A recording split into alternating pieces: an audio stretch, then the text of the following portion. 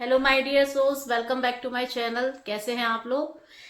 दोस्तों, मैं आप लोगों को ऋग्वेद के बारे में पहले बता चुकी हूँ लास्ट वीडियो में। तो ऋग्वेद के बारे में आपको बताया था कि बहुत प्राचीन होता है हमारा, ठीक है।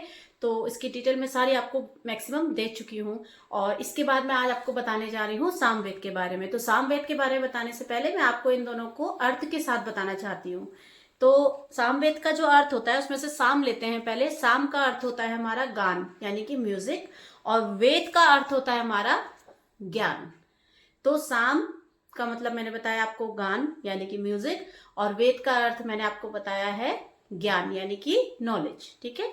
इसके बाद जो है हमारा जो सामवेद है वो 7 स्वरों के संयोग से मिलकर बना है। दोस्तों, 7 स्वरों के संयोग से मिलकर हमारा सामवेद का माना जाता है। इसलिए कहीं ना कहीं ये सामवेद जो है हमारा रिलेट करता है म्यूजिक से थोड़ा बहुत, क्योंकि इसके जो उच्चारण है वो म्यूजिक के साथ गाए जाते थे। तो कौन सा स्वर ऊपर जाएगा कौन सा नीचे, उसके अकॉर्डिंग इसको गाया जाता था, ठीक है। और इसके बाद मैं आपको बताना चाहूंगी, जैसे मैंने आपको ऋग्वेद के बारे में बताया था कि ऋग्वेद में भी सूक्त होते हैं। तो ऋग्वेद के सूक्त मैंने आपको बताए थे कि 1028 होते हैं। ऐसे ही हमारे सामवेद में भी कुछ सूक्त होते हैं जो कि होते हैं 1549। टोटल सूक्त हमारे होते हैं 1549, जिसमें से कि कुछ सूक्त ऐसे हैं जिनको बार बार दोहराया गया है। तो दोहराए गए जो सूक्त होते हैं वो हमारे 261 सूक्त हैं जिनको दोहराया गया है। इसकी वजह से इनको जब ऐड करेंगे हम तो हमारे टोटल सूक्त कहलाएंगे 1810। 1810 सूक्त हमारे कहलाएंगे इनको टोटल करके। अब मैं आपको थोड़ा सा बताना चाहूंगी कि ये जो सूक्त मैंने आपको टोटल बताए हैं इसमें से 75 सूक्त यानी कि 75 सूक्त जो है वो हमारे इसके हैं सामवेद के। टोटल सूक्त में से जो हमने बताया 75 सूक्त, सिर्फ 75 सूक्त हमारे सामवेद के हैं। बाकी जितने भी सूक्त मैंने आपको बताए हैं वो सब बताए हैं किसमें से, वो सारे लिए गए हैं प्राचीन समय में ऋग्वेद में से। ऋग्वेद में से लिए गए हैं हमारे 1474 ऋग्वेद में से लिए गए हैं। बाकी 75 जो है वो हमारे सामवेद के खुद के हैं सूक्त। इसके बाद मैं आपको बताना चाहती हूँ कि जैसे मैंने आपको ऋग्वेद में बताया था उच्चारण का कि मंत्र उच्चारण होते हैं, सूक्त क्या होते हैं, श्लोक क्या होते हैं, इनके उच्चारण की बात आ रही है हमारी सामवेद में भी।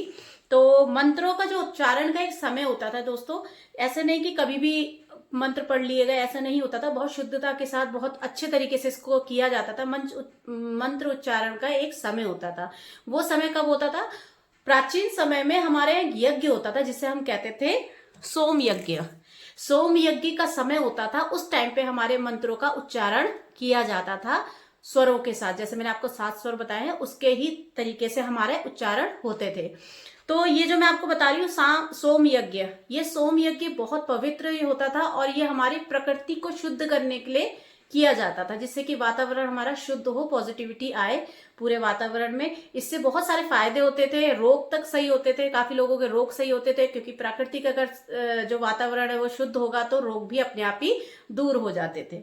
अब मैं आपको बताने जा रही हूँ सोम यज्ञ का। जैसे मैंने आपको साम का बताया था और उसका वेद का बताया था, ऐसे ही मैं आपको बताने जा रही हूँ सोम यज्ञ का मतलब। सोम का मतलब देखिए दोस्तों, 3 तरीके से इसका बताया गया है। वैसे तो इसका मेन चंद्रमा बोला जाता है, इसके जो मेन देवता बोले जाते हैं वो चंद्रमा के रूप में बोले जाते हैं। लेकिन सोम का अर्थ होता है सौम्यता, चंद्रमा और उल्लास। ये 3 जो इसके मीनिंग बताए गए हैं, सोम का मतलब बताया गया है क्या अर्थ होता है। इसके बाद हमारा होता है यज्ञ। यज्ञ भी देखिए, देव पूजा, दान और संगतिकरण। संगतिकरण का मतलब होता है संगठन, यानी कि यज्ञ से आपको पता चल रहा है कि यज्ञ क्या होता था। पूजा पाठ होती थी, तो पूजा का देवताओं को आमंत्रित किया जाता था, है ना, उनके मंत्र गाए जाते थे, उच्चारण किया जाता था। ऐसे ही इसके बाद हमारा क्या, दान। दान का मतलब क्यों बोला गया है? क्योंकि हम उसमें जो आहुतियां देते थे वो हमारा दान होता था यज्ञ में। उसके बाद संगठन का मतलब इसमें बोला गया है कि हम लोग अकेले तो यज्ञ नहीं किया करते थे, काफी ऋषि मुनि एकत्रित होते थे, तब जाके हमारा ये यज्ञ पूरा होता था, ठीक है। तो इसलिए इसमें ये चीजें बताई गई हैं। फिर अब मैं आपको बता रही हूँ कि जो हमारा उच्चारण होता था इसमें, वो उच्चारण भी जो है एक बहुत विशेष पुरोहित थे जिनका नाम था उद्गीता। ये बहुत ही हमारे प्राचीन और बहुत ही विशेष, बहुत ज्यादा फेमस, बहुत ज्यादा माननीय थे, जिनके द्वारा ये उच्चारणों को 7 स्वरों की सहायता से किया जाता था। तो इनका नाम है उद्गीता। ये बहुत ही प्राचीन पुरोहित हैं हमारे। तो सामवेद की जो यज्ञ होता था उसमें ये अपना वो पूरा उच्चारण तरीके से करते थे। तो दोस्तों सामवेद का मैंने आपको जो बताया है वो अभी पूरा बता दिया है कि सामवेद यज्ञ क्यों किया जाता था। क्योंकि प्रकृति को शुद्ध करने के लिए किया जाता था, वातावरण शुद्ध करने के लिए किया जाता था। इससे रोग खत्म होते थे और भी बहुत सारी पॉजिटिविटी आती थी और भी अनेक बहुत फायदे थे इसके। तो ये यज्ञ इसलिए बहुत अहमियत रखता है, बहुत प्राचीन है, बहुत ही ज्यादा फायदेमंद रहा है और बहुत ही ज्यादा हमारा प्राचीन रहा है।